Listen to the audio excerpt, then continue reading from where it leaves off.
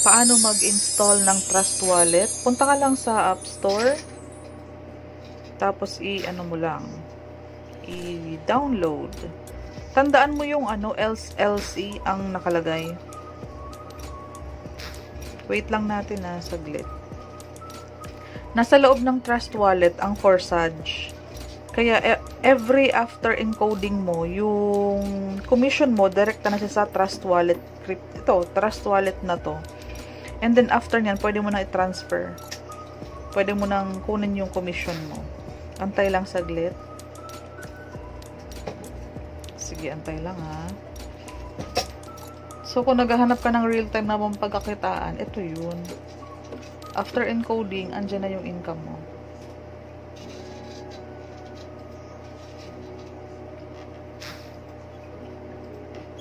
Open na natin. Open. Create new wallet. Okay? Create new wallet. Ngayon, kapag nakagawa ka na or magla-login ka kasi nag-log out ka. So, papasok ka ulit. I-click mo lang yan, I already have a wallet. Tapos, ilagay mo yung sequence ng phrases or yung mga words, yung mommy, cellphone, apple, baby, mga ganon. Makikita mo yan mamaya. So, create new wallet tayo. I-click mo lang yung box na yan. I-continue mo. Click mo yung box, continue. I-save mo yung phrases. Kasi, ito yung bali password mo to. Okay? Magiging password mo yan. So, sandali picturean ko lang. Kasi wala akong... So, yung phrases, kailangan mong itago kasi yan ang password mo kapag nalaman niya ng iba, mau-open nila, makukuha nila yung pera mo. Ha? Huwag mo pong ibibigay sa iba. Lalo sa mga phishing app. News. I-continue na natin. Napicturean mo na yun, dapat napicturean mo na yun. So, sa yung order kanina, dapat sundan mo lang. Ito news. Sunod admit. Sunod album. I-follow mo lang yun. Sunod Kanoe. Sunod June. Sunod tunnel. Sunod clinic. Sunod humble. Sunod also. Sunod earth. Sunod ethics. Sunod install. Well done. Okay na yan. Basta tama yung pagkakasunod-sunod ha. Done. Okay na. Okay na. Ngayon, pag andito ka na, i-change mo ang dark mode. Pwede mong i-change ang preferences. Punta ka sa preferences. Palitan mo lang currency kasi naka-USD yan. Scroll mo lang. Hanapin mo yung Philippines. PHP peso. Pag peso na, okay na yan. Ayan. Hindi andyan ka na. Ito na. Yan na yung wallet mo. Click mo yung Ethereum, punta ka sa receive, i-click mo to copy. I-copy mo lang, nakalagay naman copy, 'di ba? Copy. Ngayon, kailangan mo kasi yun ang ipapasa mo sa upline mo para padalhan kanya ng pera or ng Ethereum para pang-activate mo. Ngayon naman pag mag-activate ka, ito sa taas, i-click mo yung Forsage.io. Ito pag nag-e-enter, ilagay mo lang yung done para mag-load yung yung website. Pag nag-done na yan yung teka lang loading. Yan yung website. Pag bago ka pa lang na mag-a-activate, join now. Kasi mag-a-activate ka pa lang, bago ka Pero pag nag-login ka na, ibig sabihin yan, activated na yung account mo. Ito sa login, ipapakita ko lang sa'yo na ang kailangan sa authorization is yung wallet address mo.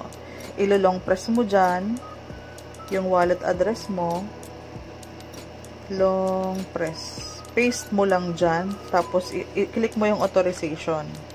para makapasok ka sa dashboard mo, okay? Tapos, pag join now naman, sa join now kasi is mag-activate ka pa lang.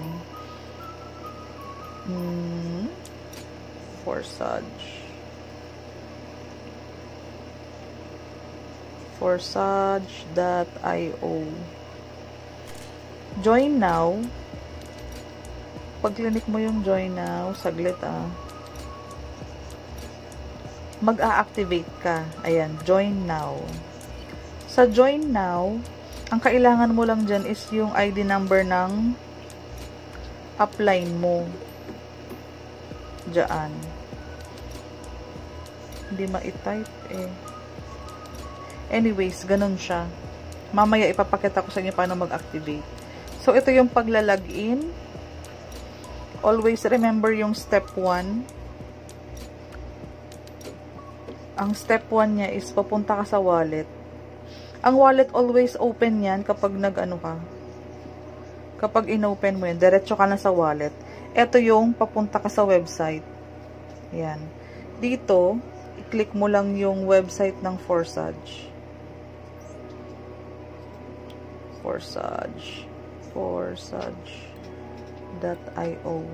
Tapos i-done mo lang yan, done or enter or load. Basta tandaan mo, always lang copy yung ito yung website. Yung wallet address mo kasi pang ko-confirm mo yan, ipang-authorize mo yan para makapasok ka sa loob. Okay? Yan lang. Ganyan ang pagla-login, logout. Thank you. So, continuation lang dun sa video kanina lang. So, papakita ko yung paano talaga yung pagla-login using your wallet address. So, okay. Punta ka ulit dito. Or first, kailangan mong i-copy ito, yung wallet address mo. Copy mo lang yan. Ayan. Copy. Copy. Ayun. Lumabas. Pag lumabas yung copied na yan, punta ka lang dito kasi nandito yung papunta sa website.